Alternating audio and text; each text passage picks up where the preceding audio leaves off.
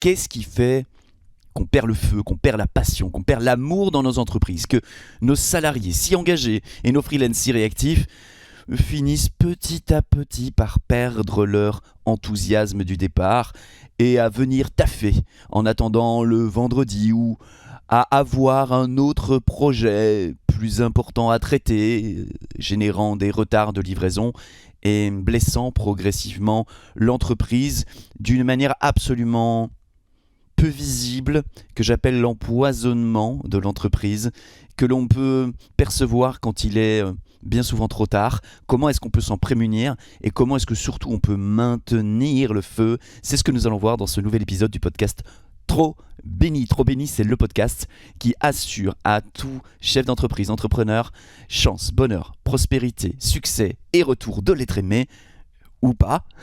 En tout cas, ici, on parle d'excellence personnelle et opérationnelle pour dirigeants d'entreprise qui veulent non seulement devenir légendaires, mais aussi le faire d'une très belle manière. Alors aujourd'hui, on va parler du feu dans nos équipes. Comment est-ce qu'on fait pour saboter ce feu? Eh bien, il est très important de vous faire entendre pour moi dans ce podcast l'importance des éléments que je vais vous partager qui sont systématiquement négligés dans la plupart des entreprises, des petites et moyennes entreprises dans lesquelles j'ai l'occasion d'opérer. J'observe qu'ils ont assez souvent une bonne connaissance de leurs produits, une bonne connaissance de leur marché, une bonne connaissance de leurs clients, qu'ils ont quelque chose qui tienne la route parce que sinon ils n'auraient pas prospéré et tenu dans la durée. Mais par contre, ils ont consacré tout leur temps, toute leur énergie et tout leur management à travailler dans leur entreprise, à faire travailler dans leur entreprise leurs équipes et à ne pas assez travailler sur leur entreprise. Et au bout d'un certain moment, tout le monde se fatigue, le turnover augmente au fur et à mesure du temps, des bons éléments nous quittent, créant des creux, créant des histoires émotionnelles parfois dont il est difficile de se relever et progressivement l'entreprise est empoisonnée, générant stagnation, décroissance, voire même parfois effondrement. Qu'est-ce qui se passe? Qu'est-ce qui manque et qui tue l'amour dans l'entreprise? Eh bien tout simplement ce qui fait qu'un employé, un salarié, un freelance est en feu. Et ça tient sur des petites choses sur lesquelles, selon moi, on ne passe pas assez de temps, on n'est pas assez sérieux là-dessus. La première chose, c'est la raison d'être de l'entreprise. La raison d'être de l'entreprise. Est-ce que la raison d'être de l'entreprise, est suffisamment enthousiasmante? Est-ce qu'elle est suffisamment dans l'air du temps, dans l'air de l'époque? Est-ce qu'elle mobilise aujourd'hui dans la société ou est-ce qu'il faudrait la resituer, la rééquilibrer, la remettre sur des rails? Si c'est le cas, est-ce qu'elle nous fait toujours vibrer en tant que dirigeant? Est-ce qu'on n'a pas le besoin d'ajuster notre raison d'être personnelle avec la raison d'être de l'organisation que l'on préside? Autre question, est-ce que dans mes équipes, les gens sont au courant de la raison d'être de l'entreprise? Est-ce que je fais un véritable travail pédagogique pour les aider à en prendre connaissance, à en recevoir l'énergie et à cheminer entre leur raison d'être personnelle et la raison d'être de l'entreprise, à créer du lien entre ces deux raisons d'être, pour que la vitalité naturelle qui les porte au quotidien soit en lien le plus possible avec la raison d'être de l'entreprise, qu'ils aient envie que ça résonne ensemble. Ça, c'est le premier point que nous voulons être le plus puissant. Nous voulons, dans nos équipes, avoir des personnes qui sont au courant de la raison d'être de l'entreprise, que ça inspire au point qu'ils viendraient travailler gratuitement, tellement ils sont vraiment en lien avec cette raison d'être. Est-ce qu'un employé qui est prêt à venir travailler gratuitement va nous demander des augmentations de salaire toutes les 2 semaines, ou trouver qu'il n'est pas assez payé, ou être tout de suite énervé par la moindre petite chose qui ne se passe pas exactement comme il veut? Non, ça va le rendre quasiment imperméable aux hauts et aux bas inévitables qui se passent dans toute organisation, aux petites frictions qui ne peuvent manquer d'apparaître dans le simple fait d'être une organisation humaine. Donc plus on travaille en profondeur sur la raison d'être de cette entreprise, plus on s'assure que ça met en feu nos membres et nos membres, nos employés, plus on va avoir quelque chose qui va connecter et permettre que le feu, la passion, l'amour continuent de circuler. Chez Stellar, la raison d'être est très très très simple. Elle tient en 3 mots. Un nouveau souffle. Nous sommes là pour accompagner, faciliter, provoquer un nouveau souffle dans des organisations, des entreprises, en travaillant avec le dirigeant pour qu'il puisse s'autoriser son prochain palier de croissance. Et nous sommes là pour apporter un nouveau souffle. Et pour chacun d'entre nous, dans l'équipe, on le fait différemment. On le fait pour des raisons qui sont différentes. Les personnes qui travaillent avec moi sont, touchées par la raison d'être de l'entreprise à d'autres endroits que moi. Mais cette raison d'être-là, elle est fédératrice pour toute l'équipe. Voilà un exemple. Alors je me suis assuré qu'ils la connaissent. J'en parle, je la rappelle parce que je sais que c'est important et que c'est la meilleure façon de dire « Hey, voilà à quoi on joue, voilà pourquoi on existe, voilà pourquoi ça fait sens que cette entreprise s'expanse avec ton aide. Merci. » La raison d'être. Mais ça ne s'arrête pas là. La raison d'être génère l'énergie. Et c'est super.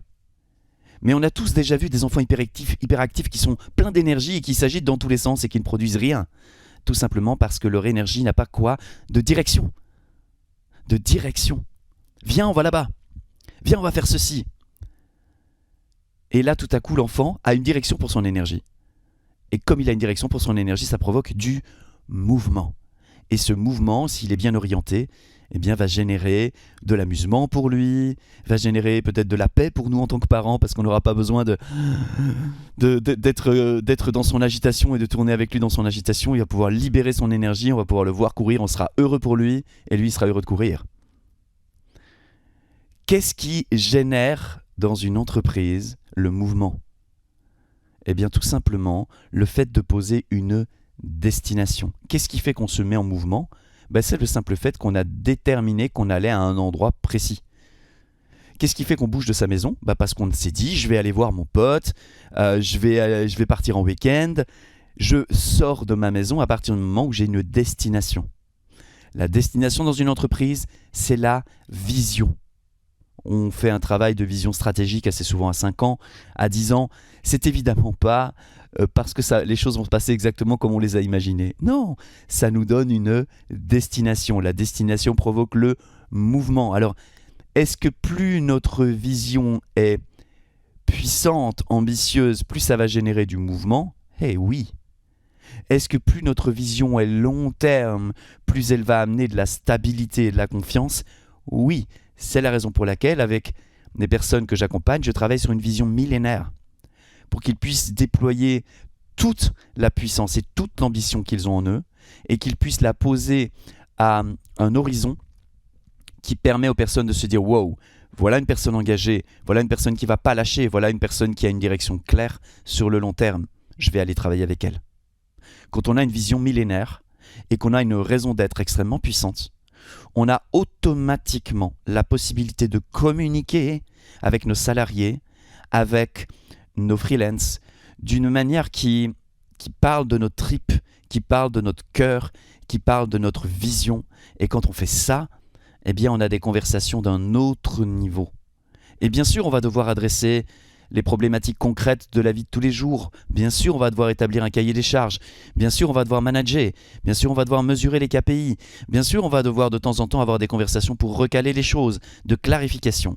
Mais quand on a vraiment fait ce travail-là, les conversations que nous allons avoir dans nos entreprises avec nos salariés et nos employés, ce seront des conversations qui seront des conversations plutôt d'information plutôt que des conversations de frustration. Ce seront des conversations de soutien, de support, plutôt que des conversations de recadrage. Et ça fait toute la différence entre une entreprise qui s'expanse dans la joie et une entreprise qui se tue progressivement, s'épuise, s'empoisonne dans des micro-agressions au quotidien. Une entreprise, ce sont des micro-agressions au quotidien pour tout le monde. Mais si nous avons une raison et une destination suffisamment forte, ces micro-agressions resteront ce qu'elles sont, des micro-agressions que nous pourrons tolérer parce que nous sacrifierons tout cela pour quelque chose qui vaut vraiment la peine d'être vécu, quelque chose qui vaut vraiment la peine de regarder de tout son cœur, de tout son être. Et quand on a des personnes comme ça dans nos entreprises, alors nous avons une entreprise qui est d'un tout nouvel ordre. Une entreprise, un business bénédiction. Et c'est ce que j'ai à cœur de faire, partager ce paradigme entrepreneurial et accompagner les personnes qui veulent s'orienter dans cette direction. Alors si ce podcast, tu penses qu'il peut être utile à quelqu'un de ton entourage, surtout, ne partage pas ceci sur les réseaux sociaux, envoie-lui directement avec un petit message, un petit email. Assure-toi qu'il écoute ce podcast si tu penses qu'il y a de la valeur pour lui. C'est ce que j'appelle semer des bonnes graines. Semer des bonnes graines, c'est récolter des bons fruits. Alors merci pour cette personne qui pourra peut-être, au contact de ce podcast, avoir une prise de conscience, transformer quelque chose pour aller dans la direction d'un business bénédiction. Merci pour toi qui te fait du bien. En semant des bonnes graines, tu récolteras des bons fruits, comme je le dis. Et merci de m'aider à accomplir cette mission qui me met en feu, qui me permet d'exprimer une raison d'être qui est puissante pour moi, une vision qui est colossale. Et merci infiniment pour ça. Quant à moi, c'est l'heure de se quitter pour ce podcast. On se retrouve dans le prochain épisode de Business Bénédiction. À très bientôt. Ciao.